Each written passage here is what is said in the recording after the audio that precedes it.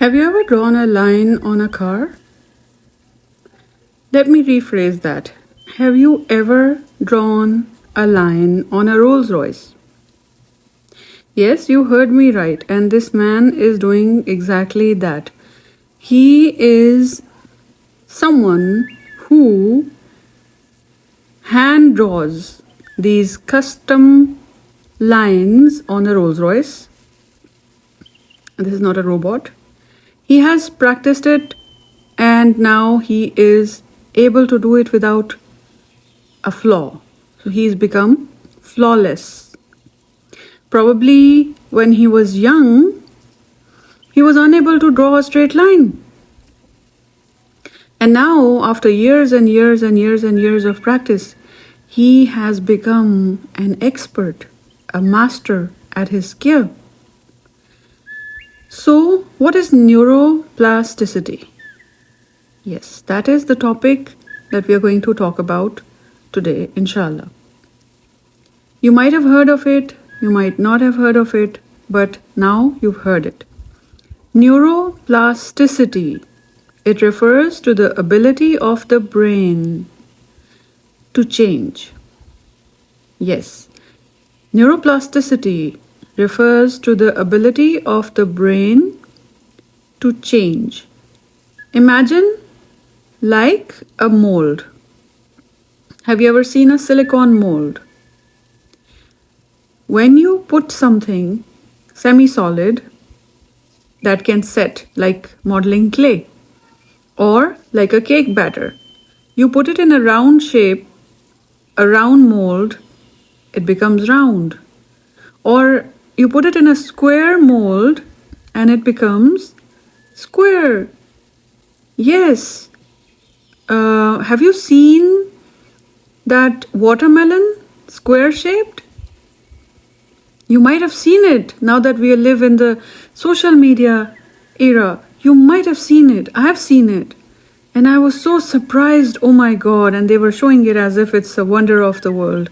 But later we found out that those are watermelons grown in square molds and they grow into square shapes. So, the molds or cookie cutters, what do? They shape our things that we want to make, like jewelry or Play-Doh, animals, action figures, dolls, anything, or houses or little cars. Anything you like, we make using different set of molds. Now, what does the brain do? The brain has an amazing capability, amazing flexibility. Neuroplasticity is something you can call elasticity and flexibility, and this remodeling and molding capability. It's a combination of so many things, but they work in favor. And they work in favor for a human being who wants to change. So neuroplasticity is, in simple words, I'm trying to tell you in very simple terminology. I don't want to make it complicated for you. But every sensation has a neuron behind it. Every sensation. Everything we hear, see, or touch, or do, everything is connected back to the brain through tracks. And these tracks travel back and forth. They travel, information rather, travels through these tracks to various parts of the body. And like the sensory system, it's all over underneath our skin. We have the sensations. So all these pathways, they determine the overall persona or the personality or the outcome or the actions and the mood swings or the depressions or the overall package, the whole package, the human being. It is totally dependent on these neural pathways. And the information that they are carrying back and forth, back and forth, back and forth, non-stop. Like we can hear the heartbeat, but the brain functions silently. The brain functions silently, although we hear its outcome in the most loud and blasting manner, but the brain functions silently. It's not like the heart muscle that pumps and makes sound. So neuroplasticity is something that has gained a lot of importance and a lot of spotlight in the past few years, because more and more people have become introduced to the idea that they want change, and in trying to change, they have studied how to change. And the how to change has a lot to do with the neuroplasticity and the flexibility of the brain. Earlier, when I was growing up, I heard everyone around me, especially the elders, saying that beyond a certain age, people cannot change. People cannot change. They are hardwired. They are hardwired, or they've solidified to such an extent that they cannot change. It's very difficult to change. But we also have examples of prophets and their companions changing in late adulthood. That wasn't even middle age. I mean, if people have a lifespan of 60, then 40 is not middle age. So we see that the prophets and their companions and their followers, most of them, they were quite old when they transformed. So how did this happen? This is good news for everyone who wants to change and create a positive impact within themselves, around themselves, and even on a broader scale in the world. So if you are someone who's above 30 or 40 years of age and you want to create a change, a drastic or a revolutionary or a radical change within yourself, around yourself, amongst people that you influence or touch their lives, or you want to change something in the vicinity in a smaller scale or a macroscopic large scale change you want to bring in the world, you still have a chance. And all you have to do is study a little bit about neuroplasticity and start creating new habits by dissolving older habits. How does this work? When we are growing up and we start learning, whatever we learn, whatever we do, whatever we consistently practice every day, we keep doing something, they create a set of pathways in our brain. Those pathways, when they are traveled upon, walked upon, every day, they leave their imprints. They create their very strong imprints in the brain. And those imprints act like a mold, and those imprints solidify into our habits, the habit pattern. When we want to change those habit patterns or that solidified mold, does not allow us to take another shape or to sacrifice its solidified position to attract or welcome a change. So that is why we struggle with change. When we want to become, we have been sitting for years and all of a sudden we want to become someone who wants to be active. But the brain has gotten those patterns, those solidified tracts that keep telling the brain to keep sitting, or they act like a spring that recoils back to its position. So you want to change, you want to get up, but the spring recoils and you're back on your couch again. Similarly, any habit, any new habit that you want to develop, but you already have a spring in the brain for it that will recoil and bring you back to your old position. So what do?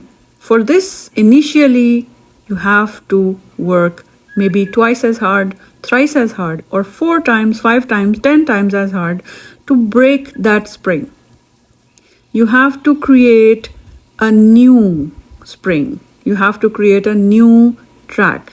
You have to create a new mold. And you have to create a new solidified brain. For that, the newer version of you have to work hard. And yes, the older you are, the more difficult it might be because you are busier. It's not that it's difficult because you're old. It might be because you're old, but also because when you're older, you have so many responsibilities and fears and hindrances and mind blocks and self-sabotage and victim mentality and God knows what. There's so many things you worry about that are unnecessary. And the children, why it is easier for them to change, why they are more flexible is because they don't have anything in the world to worry about other than their play, their games or screens. I mean, they don't have any responsibilities, they don't have a job, they don't have bills to pay. So it is easier for them to focus and change. They're more flexible. While adults can be more stubborn to change. That is not because of their old age solely, but also because of their stubborn beliefs, their habits, their preferences, their likes, dislikes, whatever they believe in. So it has a lot more to do, and they don't have time. So when we wish to change, we have to be mindful. That really helps. We have to be very mindful. And when we are mindful, when we are conscious of Allah subhanahu wa ta'ala, then everything becomes easy. So like everything else, we start with dua. We ask Allah to help us do the things that benefit us.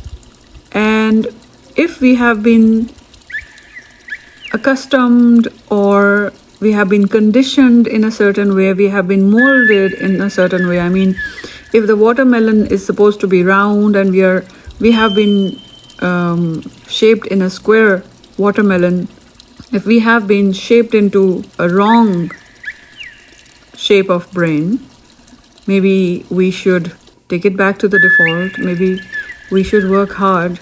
And for that, first we have to become unbiased and unlearn whatever we have learned and try to have an open heart, open mind, sincere heart and mind, and seek Allah's help with everything that is pure, everything that guides purely towards Allah subhanahu wa ta'ala, and do everything purely for His sake.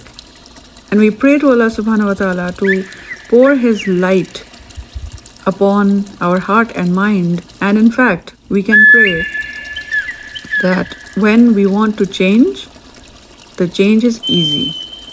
We ask for Allah's help, making it easy for us to change. And we can ask Allah to help us change with the speed of light or faster. And Allah is the only one who can do it. So we don't have to sit and worry that, oh, it might take forever. No, it won't. It will depend on how you pray, what you pray for. First step is to pray. And you should have clarity over what you want to change.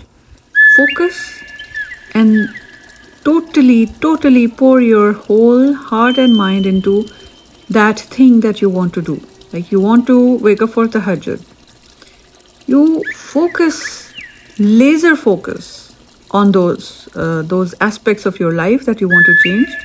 Say for example, you want to change, you want to become more disciplined and you want to be the person who's always on time. Start by being very disciplined about the timing of salah. And secondly, you want to be a person who eats healthy. So be very focused. So let's take 3 things: eating healthy, praying on time, and losing weight.